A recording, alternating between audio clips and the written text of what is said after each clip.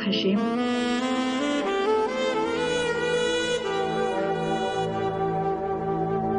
ഇതാരാ എത്തും പിടിക്കുന്നില്ലല്ലോ.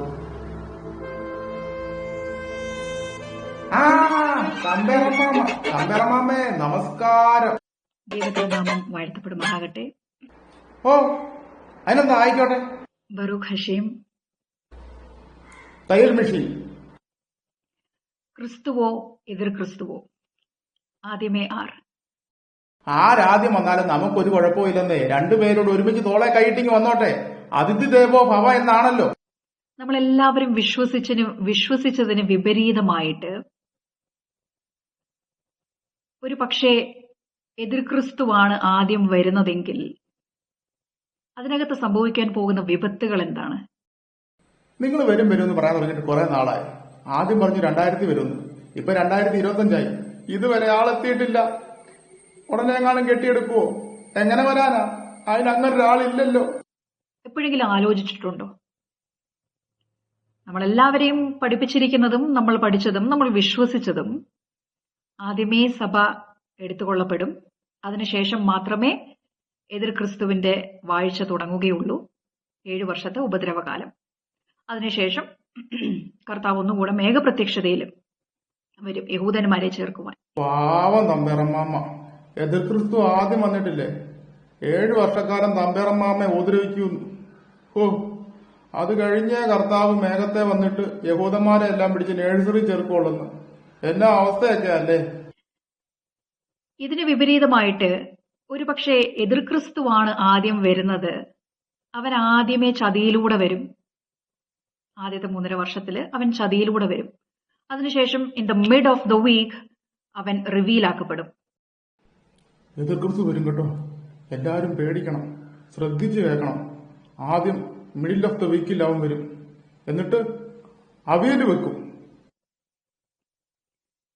ആ എതിർ ക്രിസ്തു മറഞ്ഞിരുന്നുകൊണ്ട്, അവൻ വെളിപ്പെടുന്നതിന് മുമ്പേ അവൻ മറഞ്ഞിരുന്നുകൊണ്ട് നിങ്ങളുടെ മുന്നിലേക്ക് വന്നിട്ടുള്ളതായ അല്ലെങ്കിൽ വരുവാൻ പോകുന്നതായ വന്നുകൊണ്ടിരിക്കുന്നതായ സകലവിധമായ ട്രാപ്പുകള്, സകലവിധമാകുന്ന കെണികളിലും നിങ്ങൾ വീഴുവാനിടയാകും. കാരണം എന്താ? അപ്പൊ ഈ എതിർ ക്രിസ്തു എന്ന് പറഞ്ഞാൽ വെറും നാണം കെട്ടവനാണോ? അല്ല, ഈ വന്ന ഉടനെ എവിടെയോ ഒളിച്ചിരിക്കും, പമ്മിയിരിക്കും, അത് കഴിഞ്ഞേ വെളിപ്പെടുള്ളൂ എന്നൊക്കെ പറഞ്ഞുകൊണ്ട് ചോദിച്ചതാ. നിങ്ങൾ വിചാരിക്കും അത് എതിർ ക്രിസ്തു ഒന്നുമല്ല, അത് കൊണ്ടുവന്നിട്ടുള്ളത് നമ്പറും അല്ല, ആ കൊണ്ടുവന്നിട്ടുള്ളത് മാർക്കുമല്ല, ആ കൊണ്ടുവന്നിരിക്കുന്നത് എതിർ ക്രിസ്തുവിന്റെ പേരുമല്ല. ഇതൊന്നുമല്ല. എതിർ ക്രിസ്തു വെറും കൈയോടെ അല്ല വരുന്നത് കേട്ടോ. അമ്മാമ്മയ്ക്കുള്ള പാഴ്സലുമായിട്ടാ. ആ കൊണ്ടുവരുന്നത് നമ്പരും അല്ല, മാർക്കും അല്ല, പേരുമല്ല. പിന്നെ എന്നതാ അത്? ഇനിയും അവിടുന്ന് കഷ്ടപ്പെട്ട് കൊറിയറൊക്കെ കൊണ്ടുവന്നിട്ട് ഇവിടെ വെച്ച് അഴിച്ചു നോക്കിയിട്ട് കൊണ്ടുവന്നിട്ട് അതല്ല ഇതല്ല എന്നൊക്കെ പറഞ്ഞിട്ട് വല്ല കാര്യമുണ്ടോ? എല്ലാവർക്കും നോക്കി കണ്ടൊക്കെ ഓർഡർ ചെയ്യാം അമ്മാമ്മേ. കാരണം കർത്താവ് ആദ്യമേ വരണം, അതിനുശേഷം മാത്രമേ വരത്തുള്ളൂ. അതുകൊണ്ട് കർത്താവ് വരുന്നതിന് മുമ്പ് വരുന്നതായ മാൻഡേറ്റ്സ് എല്ലാ നിർബന്ധിതമായിട്ട് ഗവൺമെന്റുകളും മറ്റും ലോകം കൊണ്ടുവരുന്നതായ എല്ലാ നിർബന്ധിത വഴക്കങ്ങൾക്കും നമ്മൾക്കൊരു പക്ഷേ നമ്മൾ സബ്മിറ്റ് ചെയ്യുന്നതിന്, അതനുസരിക്കുന്നതിന് തെറ്റൊന്നുമില്ല. ഈ കർത്താവ് വരുന്നതിന് മുമ്പുണ്ടല്ലോ എതിർ ക്രിസ്തു വരുന്നത് ആരായിട്ടെന്നറിയോ? മാൻഡ്രേക്കിനെ കൊണ്ടാ വരുന്നത്. മാൻഡ്രേക്കിനെ കൊണ്ട് വന്നിട്ട് ഗവൺമെന്റുമായിട്ട് ഭയങ്കര വഴക്കുണ്ടാക്കിയിട്ട് എന്തൊക്കെയോ അവർ സബ്മിറ്റ് ചെയ്യുമെന്നോ എന്തൊക്കെയോ നേടിയെടുക്കുന്നോ, എന്തെങ്കിലും ആലയം പണിയാനുള്ള വല്ല കേസുകെട്ടൊക്കെ ആയിരിക്കും. ഇംഗ്ലീഷുകാരുടെ ഇടയിൽ മുഴുവൻ ഇപ്പൊ ഇതാ ചർച്ച. അടുത്ത മാസം കർത്താവ് വരുന്നു 2025 സെപ്റ്റംബറിൽ, അതും 23-24 ഡേറ്റ്, യഹൂദന്മാരുടെ കാഹളപ്പെരുന്നാളിന്റെ അന്ന്. അയ്യോ എന്നതാ ഈ വരുന്ന സെപ്റ്റംബർ 24 കർത്താവ് വരുന്നോ? ഡേറ്റ് കിട്ടിയെന്നോ? സായിമാർക്ക് നേരത്തെ വിവരം കിട്ടിയോ? അയ്യോ, ഇനി ഒട്ടും സമയമില്ലല്ലോ, ഞങ്ങളൊക്കെ ഇനി എന്നാ ചെയ്യും? എക്സാമ്പിൾ കർത്താവ് പറഞ്ഞതിനെ തിരിച്ച് മാറ്റി നിങ്ങളുടെ ഉപദേശം പ്രകാരം അതിനെ വ്യാഖ്യാനിക്കുന്നത് എന്തിനാണ്? നോഹയുടെ പെട്ടകം ഈ ഭൂമിയിൽ ഉണ്ടായിരുന്നില്ലേ വെള്ളപ്പൊക്കത്തിന്റെ സമയത്ത്? വെള്ളപ്പൊക്കം ഈ ഭൂമിയിൽ 40 രാവും 40 പകലും മഴ പെയ്തുകൊണ്ടേ ഇരുന്നപ്പോഴും ഭൂമിയിൽ തന്നെയാണ് പെട്ടകം ഉണ്ടായിരുന്നത്. അതിന് നോഹയുടെ കൂട്ടം ഭൂമി തന്നെ വെക്കാൻ ഞങ്ങൾ ആരെങ്കിലും പറഞ്ഞോ? 2 ചിറക് അങ്ങോട്ട് വെറ്റ് ചെയ്തിട്ടേ മൂട്ടി തീയോടെ കൊടുത്തിട്ട് ബഹിരാകാശത്ത് പൊക്കിയിടാൻ പറ്റായിരുന്നോ? അതിന് നിങ്ങൾക്ക് ഒരു എന്താ പറയാ, റോൺ വൈറ്റിനെ നിങ്ങൾക്ക് അറിയാമെങ്കിൽ ഒരു പക്ഷേ അവരോട് ചോദിച്ചു നോക്കാം. അവരുടെ വെബ്സൈറ്റ് ആർക്ക് ഡിസ്കവറി എന്ന് പറയുന്നതായ ഒരു വെബ്സൈറ്റ് ആവുന്നു, ആർക്ക് ഓഫ് ഡിസ്കവറി സംതിങ്. ആ ഒരു വെബ്സൈറ്റിൽ പോയാൽ അതിനകത്ത് വ്യക്തമായിട്ടും പറയുന്നുണ്ട്, നിശ്ചയമായിട്ടും ആ ദിവസമാകുമ്പോൾ അത് പുറത്തു വരും. ഡിസ്കവറി ചാനലൊക്കെ ഞാനും കണ്ടായിരുന്നു. അതിനകത്ത് നിശ്ചിത സമയത്തിനകം പുറത്തു വരുമെന്ന് പറയുകയാണെങ്കിൽ ഒന്നെങ്കിൽ കുഴിക്കകത്ത് മുട്ടയിട്ട് അടയിരിക്കുന്ന ആമയോ ഗുഹയ്ക്കകത്ത് മുട്ടയിട്ട് അടയിരിക്കുന്ന മുതലയോ വല്ലതും ആയിരിക്കും. അതായിരിക്കും അങ്ങനെ പറഞ്ഞത്. അവർ പറയുന്നതായ ഒരു കാര്യമുണ്ട്, നിങ്ങൾ ശബത്തിനെ ആചരിക്കുവാൻ. അവർ പോലും പറയുന്നത് ശബത്തിനെ ആചരിക്കുവാനാണ്. കാരണം ആ റോൺ വൈറ്റിന് ദൂതനുമായിട്ടുള്ളതായ എൻകൗണ്ടറിങ് വന്നപ്പോൾ അവരോട് പറഞ്ഞതായ ഒരു കാര്യമുണ്ട്, ലോകത്ത് സൺഡേ ലോ പ്രാബല്യത്തിൽ വരും.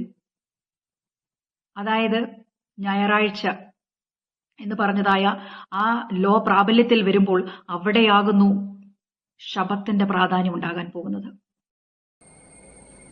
അമ്മാമ്മ പറയുന്നത് അന്ന് ഏതോ ഒരു ദൂതൻ വെറും വയറ്റിൽ എതിർ ക്രിസ്തുവായിട്ട് യുദ്ധം ചെയ്തു. അതിനുശേഷം അതേ ദിവസമാണ് പിന്നീട് ശബത്തായിട്ട് എല്ലാ വീട്ടിലും ശവക്കറി വെച്ച് ആചരിക്കാൻ തുടങ്ങിയത്. പിന്നെ എല്ലാവർക്കും അറിയാമല്ലോ അത് ഞായറാഴ്ചയാണ് എന്ന് എല്ലാവർക്കും അറിയാമല്ലോ. കാരണം ഞായറാഴ്ചയാണ് കൂടുതൽ ആൾക്കാരും ഈ ഇറച്ചിക്കടയിലോട്ട് ഓടുന്നത്. അന്ന് അവിടെ എല്ലാവർക്കും ഇറച്ചിക്കറി ആയിരിക്കും. അതുകൊണ്ടായിരിക്കും പൊതുവെ ഇങ്ങനെ ഈ ശബത്തെന്നൊക്കെ ശവക്കറിയുടെ കാര്യമൊക്കെ ശവക്കറിയല്ലേ കൂടുതലും. അതുകൊണ്ടായിരിക്കും ഞായറാഴ്ച ശവത്തെ ആചരിക്കണം എന്നൊക്കെ പറയുന്നത്.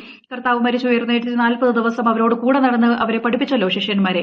അങ്ങനെ ഒരു പക്ഷെ ചെയ്യാമായിരുന്നല്ലോ, കർത്താവിന് പുതുതായിട്ട് പഠിപ്പിച്ചു കൊടുക്കാമായിരുന്നു. ശിഷ്യന്മാർ നിശ്ചയമായിട്ടും അത് റെക്കോർഡ് ചെയ്യുമായിരുന്നു അവരുടെ ലേഖനങ്ങളിൽ. അവരത് നിശ്ചയമായിട്ടും ഡോക്യുമെന്റ് ചെയ്യുമായിരുന്നു.